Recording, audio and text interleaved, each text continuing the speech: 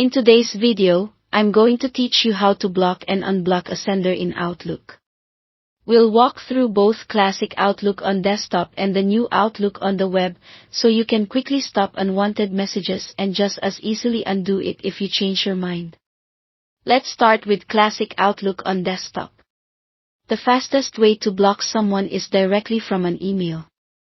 Right-click the message from the sender you don't want to hear from, go to Junk, choose Block Sender, and confirm with OK. Outlook adds that address to your block senders list and future messages from them are routed to the junk folder automatically. If you prefer to manage things centrally, use the junk email options. On the Home tab, select Junk, then choose Junk Email Options. Open the Block Senders tab and select Add. Type the email address you want to block, or enter a whole domain if you want to block every address from that site, then click OK. Blocking a domain is handy when all unwanted messages come from the same source.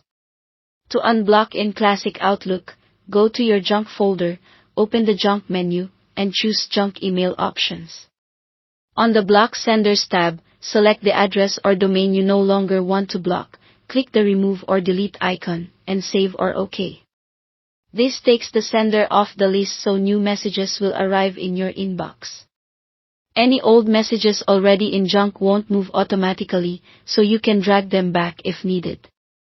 Now for the web or the new Outlook experience.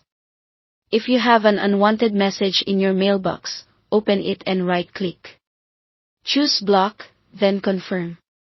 That sender is immediately blocked and future messages go to junk.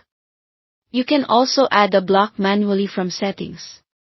Open Settings, select Mail, then Junk Email. Under Block Senders, add the email address or domain you want to block and save. This is useful when you don't have a message handy but you know the address you want to stop. To unblock a sender in the new Outlook for Windows, go to Settings, then Junk Email, and open Block Senders and Domains.